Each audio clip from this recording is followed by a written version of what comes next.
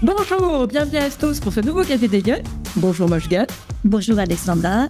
Alors aujourd'hui pour ce Café des Gueules, on va se régaler parce que j'ai invité la chef d'un restaurant dans le premier arrondissement de Lyon, Moshgan Tajdi.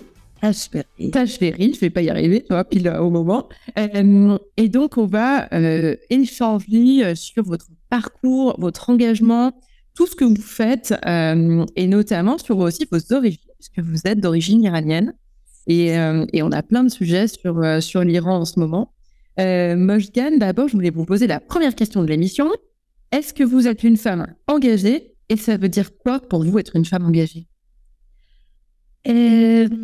L'engagement avant tout pour moi, c'est un état d'esprit en lien avec mes convictions et avec mes valeurs. Et je fais en sorte mes actions au quotidien soient en conformité avec mes principes et en harmonie avec mes valeurs. Et c'est ça la conception de l'engagement. Oui. Ouais, c'est une belle conception. Oui. Et ça se traduit comment dans votre quotidien? Imaginez, j'ai un restaurant, j'ai une petite équipe avec, tout d'abord, j'essaie de donner ce sens d'une petite famille avec mon équipe, de valoriser leurs idées pour avoir une conversation, un échange de qualité avec ma sensibilité de mère protectrice. Et c'est important. Et aussi de voir les choses ensemble. Et c'est important tout ce qu'ils me disent pour m'améliorer. On va aboutir notre but ensemble. D'accord. Ça, c'est important pour vous. Très important. Parce que pour moi, tout seul, on va plus vite, mais ensemble, on va plus loin. Et alors, vous n'avez pas choisi un métier difficile, alors peut-être que facile, plutôt, vous allez nous expliquer après votre parcours. C'est pas, est-ce que c'est difficile aujourd'hui d'être une femme chef de restaurant? Parce qu'on parle beaucoup de ces métiers de la restauration. À Lyon, on a une tradition puisqu'on avait beaucoup de mères lyonnaises. Et c'est vrai que depuis la génération des mères lyonnaises, aujourd'hui, il y a quand même beaucoup de messieurs qui sont chefs de restaurant, moins de femmes. Est-ce que c'est parce que c'est plus difficile pour une femme? Je ne veux pas appliquer le mot difficile. Peut-être c'est un métier qui demande beaucoup plus d'engagement, surtout au niveau des horaires. Les horaires ne sont pas très confortables. Les week-ends, on travaille. Mais oui, comme tu as dit, oui, à Lyon, il y a beaucoup de mères lyonnaises. Surtout à Lyon, je n'avais pas beaucoup de difficultés de manifester mon boulot. Mais par exemple, je fais partir les toques blanches lyonnaises le jour de l'intronisation. J'étais une salle. La seule femme? Oui, la seule femme. Et dernière assemblée générale, il y avait une ou deux femmes. J'étais tellement contente d'accueillir. Oh oui, dès que je vois une femme, les femmes, je pousse, oui, il faut le faire. C'est important de voir les femmes dans un métier qui est très masculin parce qu'on porte les casseroles très lourdes, et les horaires, les bruits et les brûlures. Mais c'est très physique, mais il faut vraiment être engagé et aimé et passionné pour ce job. Sinon, on n'y arrive pas. Et alors, tu penses qu'elles manquent de quoi, les femmes, pour réussir dans le débat public, dans la cité d'une manière générale?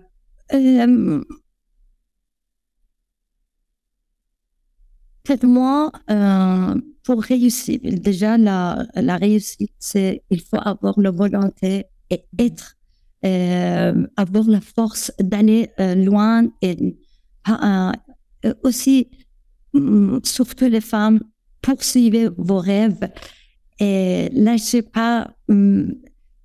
Peut-être c'est difficile de tenir ou voir les obstacles, mais il faut vraiment voir le but et il faut pas trop penser à les obstacles, sinon ça donne que reculer. Et il faut voir le but et comment on peut trouver une solution pour aller plus loin. Et, dans mon restaurant, j'accueille beaucoup de femmes ou hommes d'origines différentes, lointaines, surtout les femmes qui viennent ils ont d'origines différentes, ils ont l'obstacle, la langue, oui. Comme moi même. Le jour que je suis venue vivre en France, même qu'à l'université, j'ai étudié 2 ans la langue française, mais quand je suis venue en France, je croyais la langue française, je connais la langue, j'ai étudié 2 ans, mais première personne qui m'a dit, vous voulez un coup de main? Je regardais la personne, coup de main, pourquoi il me dit coup de main? Je n'ai pas compris. J'ai essayé, c'était le combat au quotidien pour moi, c'est apprendre la langue française, que j'adore cette langue, heureusement, et de m'améliorer, de progresser, de faire progresser la langue. Et quand je vois les femmes dans la cuisine, récemment, j'ai accueilli une stagiaire avec une association, Les Étoiles et des femmes. Et c'est une super cuisinière. Elle cuisine merveilleusement bien, mais l'obstacle, la langue, il est en train de faire ça, de cuisine. Mais je le pousse. Il voulait arrêter. C'est difficile. Je dis, on va y arriver. On va te demander conseil. Mais dès que je vois, avec ma modeste contribution, si je peux aider les femmes, parce que quand je suis venue en France, quand j'ai commencé mon métier aussi assez tard, je voyais qu'une petite coup de pouce de la part, surtout les femmes, ça donne vraiment une ouverture et j'essaie de le faire si je peux. Donc tu lâches pas les femmes? Pas du tout. Non, c'est mon objectif. Je survis avec. Alors on va parler un petit peu de ton parcours, on va s'interroger, on va échanger sur ton parcours. Quand tu étais petite fille, tu rêvais de faire quoi? Tu voulais être chef? Tu voulais cuisiner? Non. Le rêve, c'était être hôtesse de l'air. Waouh, ok. Tu voulais voyager? Oui, hôtesse de l'air, c'était toujours hôtesse. Et un jour, mon père est venu à la maison avec une petite publicité dans un journal qui a coupé parce qu'il a vu quelque part, on avait seulement 1 ou 2 jours pour envoyer tout le dossier pour passer l'examen. C'était très, très difficile. Et finalement, après, je crois, 12 ou 15 fois, parce que j'habitais à Shiraz, une ville qui n'est pas en capitale. Capitale, c'est Téhéran. Et après 12 ou 15 fois, on a fait aller-retour pour plusieurs examens, santé, physique, la langue. Oui, d'accord. Oui, c'est un très long processus. Oui, 6 mois en liste d'attente, mais vraiment rien de passé parce que les recherches islamiques, je ne sais pas comment ça s'appelle, les investigations pour voir est-ce que je suis une bonne fille, est-ce que je fais ça, est-ce que je fais ci. Et après, le jour que j'ai passé tout le jour de passer seulement pour vraiment enregistrer pour aller travailler, dire quel jour je commence à travailler. Il m'a dit, vous habitez où? Je dis à Shiraz, mais c'est pas possible. Ça, c'est seulement pour les femmes ou les filles qui habitent à Téhéran parce qu'on ne peut pas avoir les autres. Et j'étais en pleurs. Pourquoi? Je ne comprends pas. Et finalement, après quelques temps, ils étaient plus fort que moi.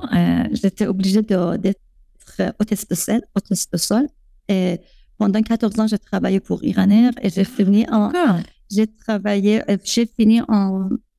Cargo International à aéroport de Téhéran. Ouais, Et après 14 ans, c'était le choix personnel pour venir vivre en France. Et depuis 2000, je suis en France. 2015, j'ai décidé de faire, en 2013, quand je suis venue vivre à Lyon, en 2015, j'ai décidé de faire une petite parcours ou une petite activité sur la cuisine parce que... Ok, d'accord, c'est une reconversion. C'était pas du tout ton métier d'origine. Non. Non, seulement j'ai grandi dans une famille que manger était très important.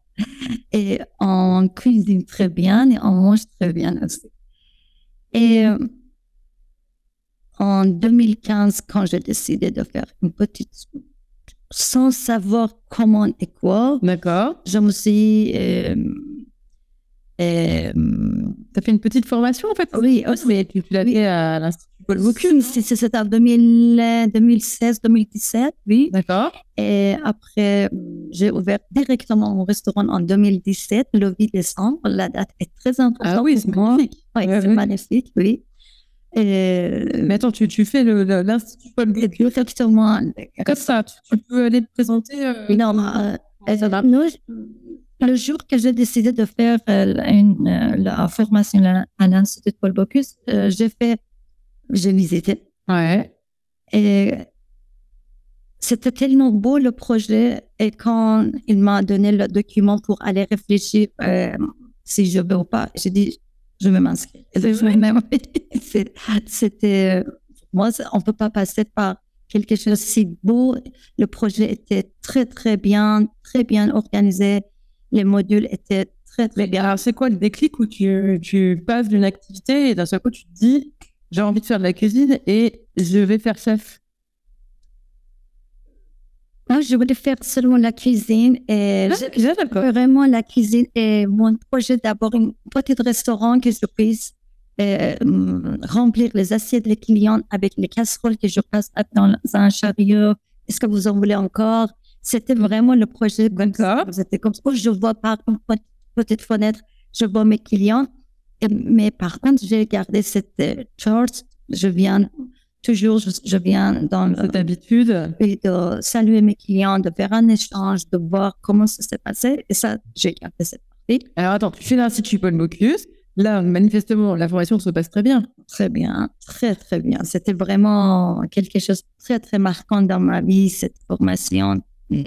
Et alors, les gens t'encouragent, non? Qu'est-ce qu'ils te disent, les gens de l'Institut Paul Bocuse? Mon chef, que je parle toujours de lui, quelqu'un qui était comme un mentor pour moi.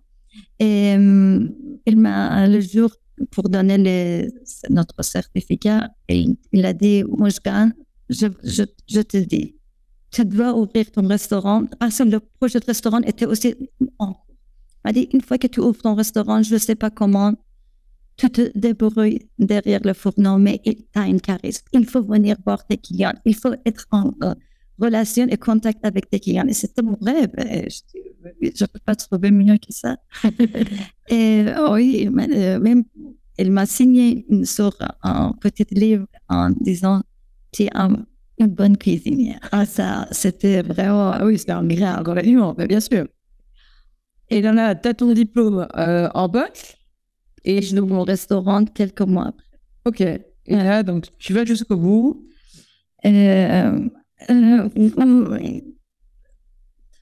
Dans chaque étape de ma vie, quand je vois, je vais répondre à ta question, mais je vois que même pour l'ouverture de restaurant, j'étais têtue, j'étais battante, je dis, je veux ça. Et le restaurant, l'architecte dit non, fin décembre, je dis non.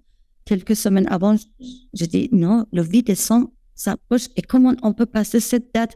m'a dit, mais hors de question, on a rénové tout le restaurant, il faut aller jusqu'au bout. J'ai dit non, le 8 décembre, même avec les petites chaises de l'ancien restaurant, on n'avait pas de l'enseigne.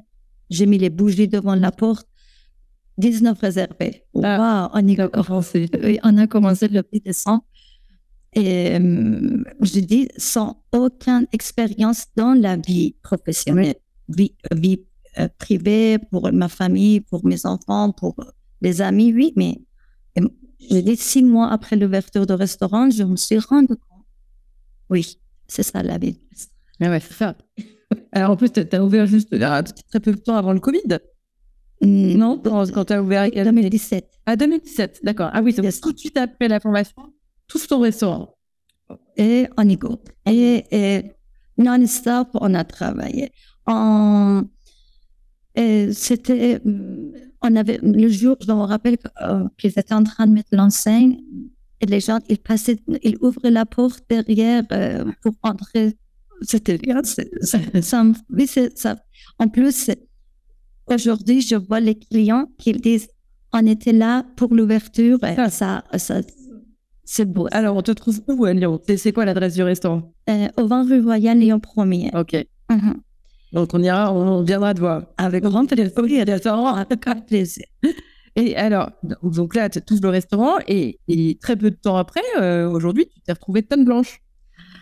Les toques blanches, je me suis intronisée. Ouais, tu as été 2000, juste après le Covid, après les caravanes des chefs qu'on a fait une opération. Pendant le Covid, il y avait pas mal d'opérations. J'étais engagée dans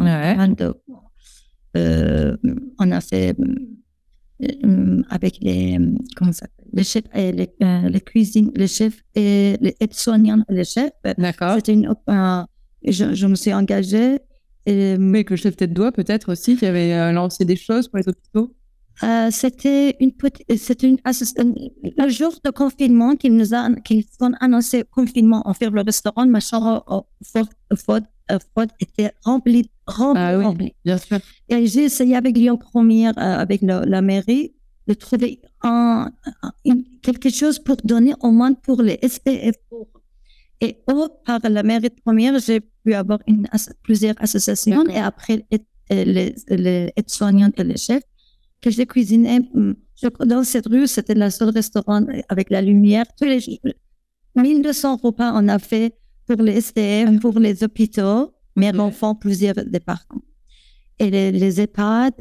Et c'était tellement beau le jour, il nous a annoncé, c'est fini le confinement. J'ai dit, je voulais un petit peu reposer. T'as pas eu le temps. Non, c'était beau. Mais on a fait des choses qui étaient importantes. Alors, et comment tu trouves le temps de faire tout ça? Parce que là, tu parles du confinement, mais je sais que depuis, tu es très engagée. Dès qu'on te sollicite pour une cause, pour venir donner de ton temps, cuisiner pour des événements.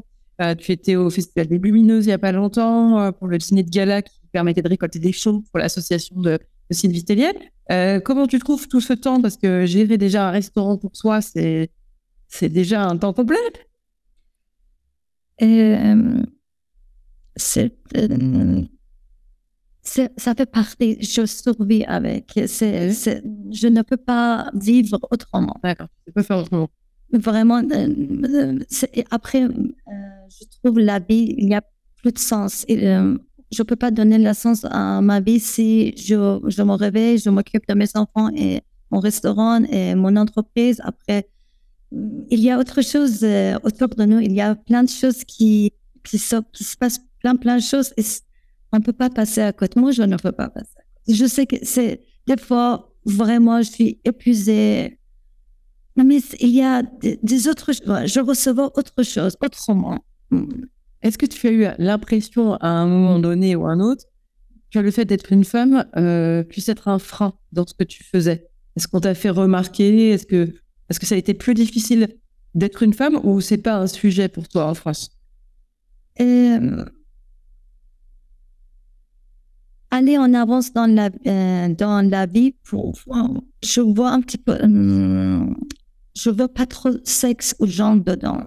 Je trouve être humain, il faut aller en avance, il faut vraiment prendre la force, il va trouver sa place.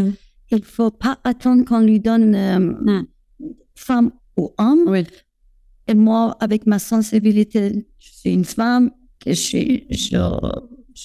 mais bien sûr que je défends la cause, toutes les causes pour les femmes, mais bien sûr.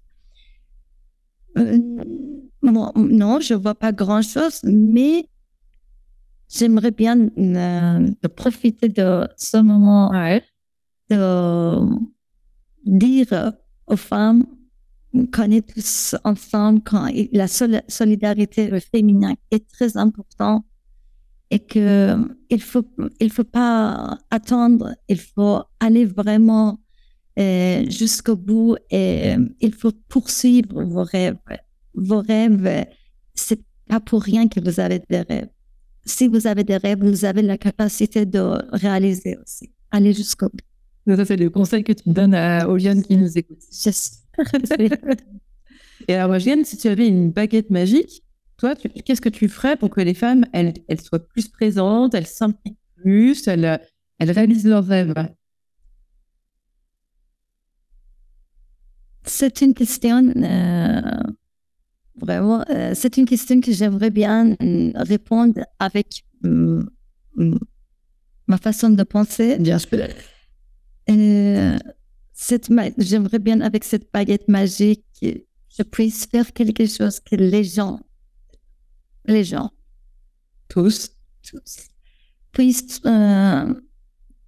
aller plus vers l'intérieur et trouver leur réponse à l'intérieur, pas trop à l'extérieur, pas trop. C'est-à-dire, je vois les gens sont plus en plus perturbés, ou même avec toute la technologie, avec toutes les choses qui est autour de nous. Par exemple, ma génération, comment j'ai vécu et je vois mes enfants, mais j'aimerais bien que nous, les êtres humains, on trouve la source en nous qui est la réponse de tout, pour moi. Donc la baguette magique, ce serait d'activer cette ressource intérieure. J'ai réussi à faciliter. Très bien. Mojgane, merci beaucoup d'avoir pris le temps de prendre ce café des Lionnes ce matin avec nous. J'espère que ça vous aura plu. Et en attendant de venir déguster des plats dans le restaurant de Mojgane, je vous donne rendez-vous la semaine prochaine pour un prochain café des Lionnes. Bonne semaine à tous. Merci. Au revoir.